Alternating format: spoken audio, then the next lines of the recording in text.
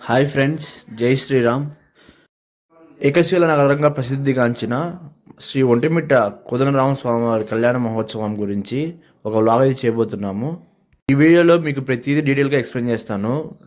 Video skip చేయకుండా చూడండి. ఈ బ్రహ్మోత్సవాలలో భాగంగా ఏప్రిల్ 11వ తేదీ అనగా శుక్రవారం ఎంతో ఘనంగా స్వామివారి కళ్యాణ మహోత్సవం జరుగుతున్నది. వచ్చే భక్తులకి ఏ లోటు లేకుండా ప్రతి ఒక్క సౌకర్యం అయితే మన టీటీడీ ఏర్పాటు చేయడం జరిగింది. ప్రజెంట్ మనం చూస్తున్నది అయితే ఫ్రంట్ సైడ్ స్వామివారి ఎంట్రీ. ఇప్పుడు మనం చూస్తున్న ఆకారం ఏదైతే ఉందో ఒంటిమిట్టకు వచ్చిన ప్రతి ఒక్క భక్తులు ఆల్రెడీ చూసే ఉంటారు అనుకుంటున్నా. చూడండి ఎంత ఘనంగా డెకరేషన్ అయితే చేసి ఉన్నారో. ఫ్యూ డేస్ బ్యాక్ ఒక ఒంటిమిట్ట రీల్ అయితే చేయడం జరిగింది నేను. దానికి మంచి రెస్పాన్స్ వచ్చింది. కానీ చాలామంది డౌట్స్ ఏమని అడిగారంటే, బ్రో ఒంటిమిట్టకు వచ్చాక మాకు అకామిడేషన్ ఎలాగా అని చాలామంది డౌట్స్ అడగడం అయితే జరిగింది. ఏంటంటే ఇక్కడ కళ్యాణ్ జరిగే దగ్గర అకామిడేషన్కి ఒక రూమ్ అయితే ఉంటుంది మనకి, పెద్ద హాల్ అనమాట. చాలామంది వచ్చిన భక్తులు అక్కడ రెస్ట్ తీసుకోవచ్చు. అండ్ అక్కడే అన్నదాన సత్రాలు కూడా చాలా ఏర్పాటు చేసి ఉంటారు. నేను ఆ వీడియో కూడా చూపిస్తాను మీ క్లాస్లో. అండ్ ఇక్కడ ఏంటంటే మన తిరుమల తిరుపతి దేవస్థానం వాళ్ళు తిరుమల లడ్డు మన ఒంటిమిట్లో కూడా సేల్ చేయడం జరుగుతుంది. చాలామంది అడుగుతున్నారు అది ఎక్కడని కూడా. మన టెంపుల్కి ఫ్రంట్ సైడే ఎదురుగా ఆంజనేయ స్వామి గుడి ఉంటుంది. ఆంజనేయ స్వామి గుడి పక్కనే ఒక చిన్న క్యాబిన్ లాగా ఉంటుంది అనమాట. అక్కడ మనకు తిరుమల తిరుపతి దేవస్థానం వాళ్ళు తిరుమల లడ్లు ఇక్కడికి తెచ్చి సేల్ చేయడం జరుగుతుంది అనమాట. లడ్డూలు కూడా చాలా ఫాస్ట్గా సేల్ అయిపోతాయి అనమాట. ఎందుకంటే తిరుమలకి వెళ్ళి ఎవరు తెచ్చుకోలేరు కాబట్టి అందరు చాలామంది ఇక్కడికే వచ్చి తీసుకుంటారనమాట. సో అందువల్ల చాలా త్వరగా అయిపోతాయి. ఇప్పుడు మనం చూస్తున్నది ఏంటంటే స్వామివారి బ్రహ్మోత్సవాలు. ఐ థింక్ శేషవాహనం అనుకుంటా మేము వెళ్ళిన రోజు. చాలా ఘనంగా అయితే జరిగింది బ్రహ్మోత్సవాలు కూడా. బ్రహ్మోత్సవాలు అయిపోయే వరకు ఒకరోజు ఒక వాహనం స్వామివారు ఊరేగిస్తారు. నేను చెప్పడం ఏంటంటే కళ్యాణానికి వచ్చే ప్రతి భక్తులు కూడా ఎలాంటి ప్రాబ్లమ్స్ ఫేస్ చేయాల్సిన అవసరం లేదు. ప్రతి ఒక్కరికి సౌకర్యాలు అయితే ఏర్పాటు చేస్తారు.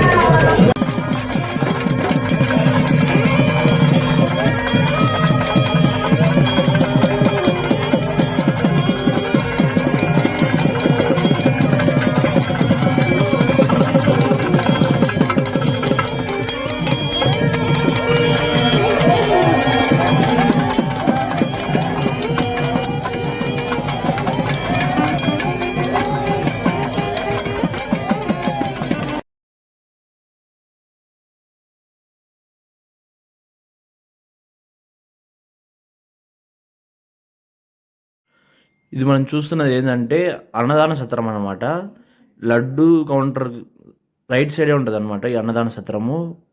అక్కడ దర్శనం చేసుకొని వచ్చి ప్రతి ఒక్కరు ఇక్కడ అన్నం తినేసి వెళ్తారనమాట.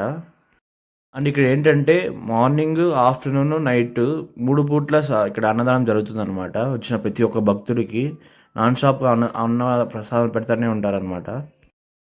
నెక్స్ట్ కమింగ్ టు కళ్యాణ మండపం. మీరు చూస్తున్నది ఏంటంటే కళ్యాణ మండపంకి మనం వెళ్ళే దారి అనమాట. ఇప్పుడు నేను చెప్పాను కదా మీకు, అందరు చాలామంది డౌట్స్ అడిగారని, ఎక్కడ రెస్ట్ తీసుకోవాలి బ్రో అది ఇది అనేసి.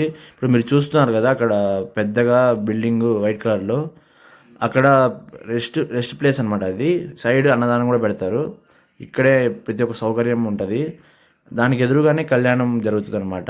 ఇది ఎంట్రీ అనమాట మనం చూస్తున్నది. ఇప్పుడు ఇక్కడి నుంచే మనకు కళ్యాణంకి వెళ్ళడానికి ఎంట్రీ ఉంటుంది. ఎదురుగా ఉన్నవి గ్యాలరీస్ అనమాట. త్వరగా వస్తే కొంచెం దగ్గర కూర్చోవచ్చు. అండ్ ప్రతి ఒక్క భక్తుడికి కనిపించేలాగా స్క్రీన్స్ కూడా అరేంజ్ చేస్తారనమాట టీటీడీ వాళ్ళు. అండ్ ముత్యాలు కూడా ప్రతి ఒక్కరికి గ్యాలరీలోనే అందజేస్తారనమాట. మీరు ఎప్పుడైతే గ్యాలరీలోకి వెళ్తారో అప్పుడే ముత్యాలు కూడా ఇస్తారు. ప్రతి ఒక్కరికి ఒక్కొక్క ముత్యము. తలంబ్రాల ప్యాకెట్లోనే ముత్యం కూడా వేసి ఉంటుంది అనమాట.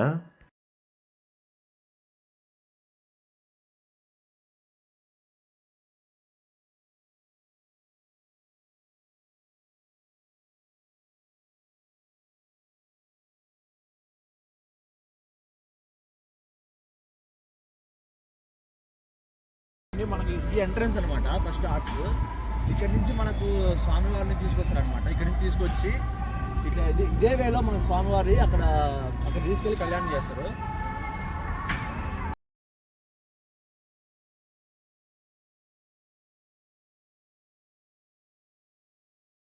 నేను చెప్తుంది ఏంటంటే, ఇప్పుడు మనకు ఒంటిమిట్ట టెంపుల్ ఉంది కదా, అక్కడ నుంచి స్వామివారి విగ్రహాలని తీసుకొచ్చి ఇక్కడికి ఇదే వేలో మనకు స్వామివారి మండపానికి తీసుకొచ్చి ఇక్కడ కళ్యాణం చేస్తారనమాట.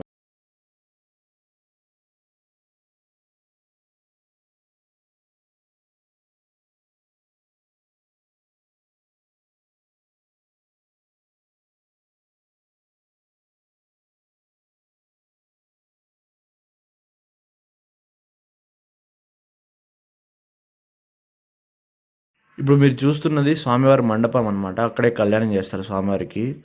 ఇప్పుడు రెడీ చేస్తున్నారు కళ్యాణం 11వ తేదీ కాబట్టి. చాలా గొప్పగా అయితే అలంకరణ చేస్తారు. రియల్ ఫ్రూట్స్, ఫ్లవర్స్‌తో స్వామివారికి డెకరేషన్ మొత్తం చేస్తారనమాట.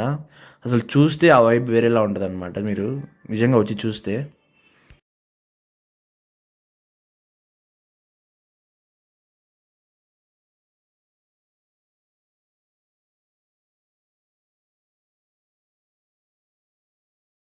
ఈ వీడియో చూసిన ప్రతి ఒక్కరికి కొంచెమైనా హెల్ప్ అవుతుంది అనుకుంటున్నాను. ఇన్ కేస్ ఇంకా ఏమైనా డౌట్స్ ఏమైనా ఉంటే కామెంట్ చేయండి, నేను క్లారిఫై చేస్తాను.